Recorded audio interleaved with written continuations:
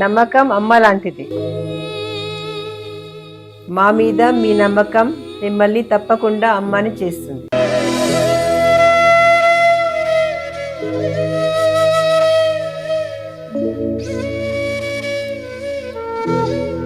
నేడు ఎంతో మంది మా మీద నమ్మకంతో అమ్మాయారు. మీకోసం అమ్మతనం ఎదురు చూస్తుంది. వివరాలకు సంప్రదించండి కిరణ్ ఇన్ఫర్టిలిటీ సెంటర్, హైదరాబాద్, బెంగళూరు, చెన్నై, ఢిల్లీ.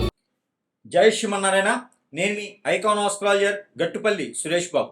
మనకి చూస్తుండగానే రోజులు కాదు, పక్షాలు కాదు, మాసాలు కాదు, సంవత్సరాలు కూడా అయిపోతూ ఉన్నాయి. అలానే మనకి 2026 సంవత్సరంలో కూడా అడుగుపెట్టున్నాం.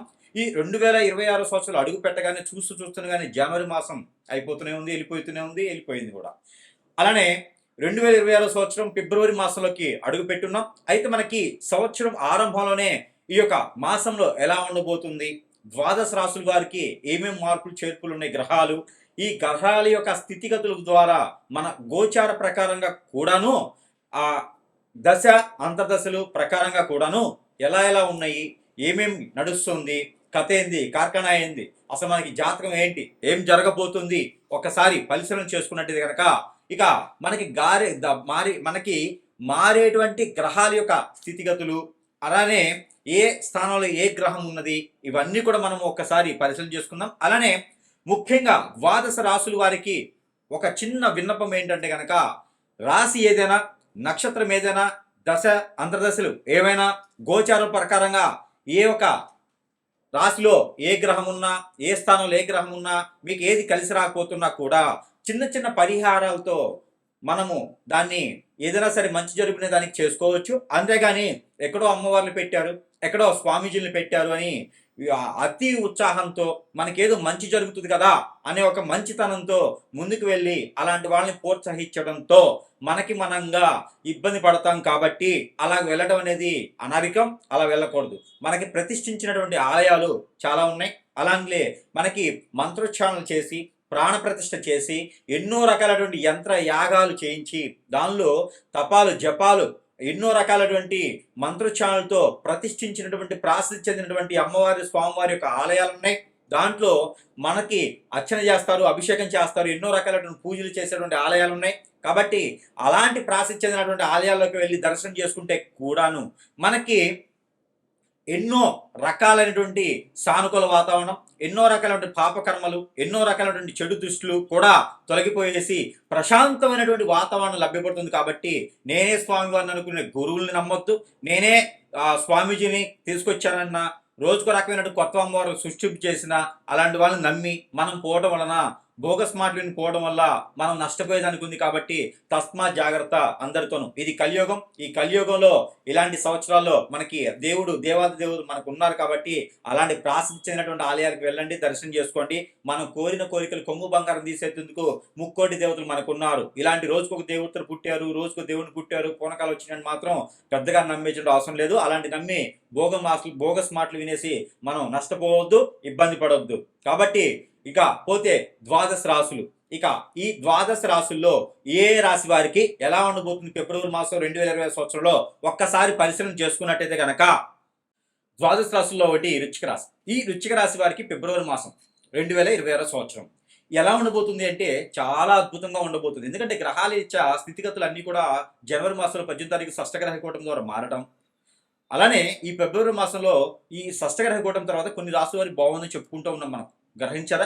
ఆ బాగుంటుంది అని చెప్పుకునే తరుణంలో ఈ యొక్క వృశ్చిక రాశి కూడా ఒకటి ఉందండి. ఎందుకంటే కనుక ఇప్పటివరకు మీకు శని భగవాని అశుభ దృష్టిలో, బుధ భగవాని అశుభ దృష్టిలో ఏ పని చేద్దాం అనుకుంటున్నారో, ఈ ల్యాండ్ లిటిగేషన్స్ కావచ్చు, కోర్టు వ్యవహారాలు కావచ్చు, ఫైనాన్షియల్ సమస్యలు కావచ్చు, ఎవరైతే కొట్టుమిట్లు ఆడుతున్నారో, ఈ ఆరోగ్య సమస్యలతో కూడా ఎవరు కొట్టుమిట్లు ఆడుతున్నారో వీరందరికీ కూడా కొంతమేర ఉపశమనం లభ్యపడుతుందని చెప్పొచ్చు. ఎందుకంటే కనుక శుక్రుడు, బుధుడు, రవి వీరు ముగ్గురు కూడా మీకు మంచి చేయబోతున్నారు ఈ ఫిబ్రవరి మాసంలో. కాబట్టి ఈ వృశ్చిక రాశి వారి అందరికీ కూడా కొంతమేర అదృష్టం బాగానే ఉంటుంది అని చెప్పొచ్చు. అంటే పోయినటువంటి మాసాలన్నిటి మీద కూడా, ఎందుకంటే నవంబర్ డిసెంబర్ 2025, జనవరి మాసం 2026 సంవత్సరం కన్నా కూడా ఫిబ్రవరి మాసం 2020 సంవత్సరంలో కొంతమేర అంటే 5వ తారీఖు తర్వాత నుంచి మీకు కొంచెం ఉపశమనం లభ్యపడుతుందని చెప్పొచ్చు. అలానే ఎవరైనా చదువుకున్న పోటీ పరీక్షలు ఉన్న వారికి ఎగ్జామ్స్ బాగానే పాస్ అవుతారు. మీరేం దిగులు చెందకండి, ఎగ్జామ్స్ లో బాగానే పాస్ అవుతారు. పిల్లలు ఎవరైనా రుచికి రాసి వాళ్ళు ఉంటే కూడా. అలానే మీకు సెంటిమెంట్ ప్రకారంగా ఏదైనా అమ్మవారు కానీ స్వామివారి కానీ దండం పెట్టుకొని అభిషేకం చేసుకొని అర్చన చేసుకొని నారికలను సమర్పించుకొని ఏదైనా మంత్రోచ్చారణ చేసుకొని వెళ్ళినట్టు దగ్గర మీకు అన్ని రకాలుగా సానుకూలంగా ఉంటుంది. అలానే దక్షిణామూర్తి స్తోత్రం కానీ, అలానే కుబేరుని యొక్క స్తోత్రం కానీ, వినాయకుని యొక్క స్తోత్రం కానీ చదువుకొని మీరు రోజు కూడా చదువుకొని మిరియాలు తిని ముందుకు వెళ్ళి ఎగ్జామ్స్ రాసుకుంటే కూడా మీకు అన్ని రకాల సానుకూలంగా వాతావరణం ఉంటుంది. కాబట్టి ఆ విధంగా ముందుకెళ్ళచ్చు రుచికి రాసి పిల్లలు. అలానే ఈ యొక్క రుచికి రాసి పిల్లలే కాకుండా ఎవరైనా పెళ్లి చేసుకోవాలనుకుంటే కూడా అంత సానుకూలమైన వాతావరణం లేదు. మే 5వ తారీఖు వరకు కూడా వీళ్ళకి అంతగా పెళ్లి చూపులు కుదిరితే కానీ పెళ్లి చేసుకుంటే కూడా అది నిలబడేటట్టు లేదు. కాబట్టి అవకాశాలు ఉంటే కూడా పెళ్లి పోస్ట్పోన్ చేసుకుంటే మంచిది. అలానే విదేశీయానం కానీ ఏదైనా ఇక్కడ ఉండే జాబ్ వెసులుబాటు కానీ ఏదైనా కావాలనుకుంటే కూడా ఫిబ్రవరి కాకుండా మార్చి 19వ తారీఖు వరకు కూడా కొంచెం వెయిట్ చేయాలి. మీరు మార్చి 19 తర్వాత మీకు మంచి రకమైన జాబులు వస్తాయి, నిరుద్యోగులకు ఉద్యోగం వస్తుంది. మీరు ఏది తొందరపడి నిర్ణయాలు తీసుకోండి. తొందరపడి నిర్ణయాల్లో ఏదైనా నెగిటివిటీ నిర్ణయాలు తీసుకోకండి. ఎందుకంటే చెడు నిర్ణయాలు అస్సలు తీసుకోవద్దు. మీరుండి లోక కళ్యాణార్థం కోసం సాధించుకునే దానికి ఉంటుంది. వాళ్ళు మాట వెళ్ళలేదు, వీళ్ళు దూరం అయ్యారని చెప్పేసి అని మీ ఉన్న జీవితాన్ని అయితే నాశనం చేసుకోకండి. జీవితం చాలా చిన్నది, ఆ జీవితాన్ని మన సొంతంగా నాశనం చేసుకోకూడదు. రుచికి రాసే వాళ్ళకి ఇది సొంతం.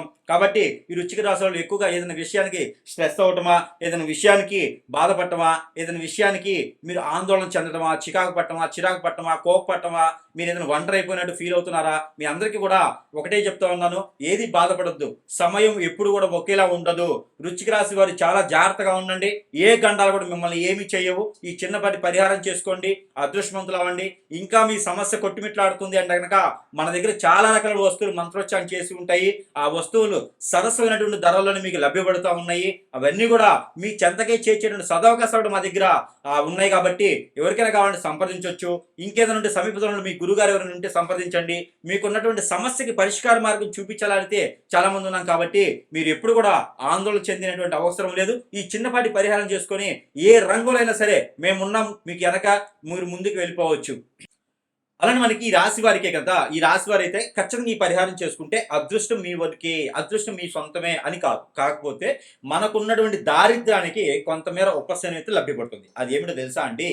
ఇంట్లో మనము సాంబ్రాణితో ధూపం వేస్తుంటాం అప్పుడప్పుడు, తెలుసు కదా. సాయం సంధి వేస్తుంటాం మనం. అయితే గుగ్గిలము సాంబ్రాణి ఈ రెండు సమీపంలో కలపండి. దాంట్లో పచ్చకర్పూరం కలపండి, పౌడర్ చేయండి. పౌడర్ చేసేసి పచ్చకర్పూరం కలిపేసేయండి. ఆ పచ్చకర్పూరము, గుగ్గిలము, సాంబ్రాణి 3తో పాటు బిర్యానీ ఆకంటారు, బిర్యానీ పత్త, ఆ బిర్యానీ ఆకు తీసుకొని చిన్న చిన్న పీసులు చేయండి. అది కూడా స్టోర్ చేసి పెట్టుకోండి. అలానే దాల్చిన చెక్క పౌడర్ స్టోర్ చేసి పెట్టుకోండి. లవంగాల పౌడర్ స్టోర్ చేసి పెట్టుకోండి. ఈ 3 కూడా చిన్నగా మనకి చిటికెడు అంటారు, మనం బొట్టు పెట్టుకుంటాం కదా, అంత సుమారుగా ఈ గుగ్గిలము సాంబ్రాణిలో పొగ వేస్తూ ఆ 3 కూడా చిటికెడు చప్పును వేసి ఇంట్లో సాయం సంధ్యలో ధూపం వేయండి.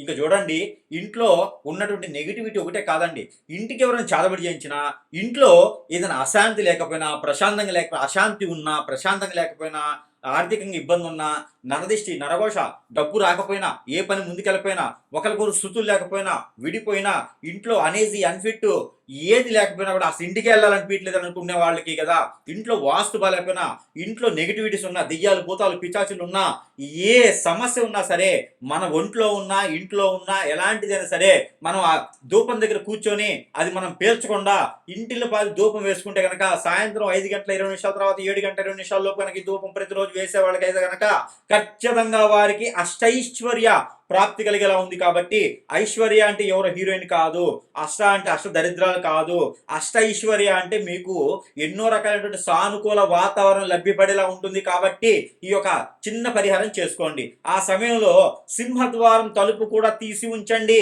మీ ఇంట్లో ఎన్ని కిటికీలు ఉన్నాయో కిటికీలు కూడా తీసి ఉంచండి. ఒక 10 నిమిషాలు ధూపం పోయేదాకా ఇంట్లో ఉన్న నెగిటివిటీ బయటికి పోయి బయట నుంచి పాజిటివిటీ ఇంట్లోకి వస్తుంది. కాబట్టి ఇది ప్రతిరోజు చేయకపోయినా కూడా మంగళవారం, ఆదివారం, శుక్రవారం సాయం సంధ్యలో చేసుకోండి. అదృష్టం మీ సొంతం అవుతుంది.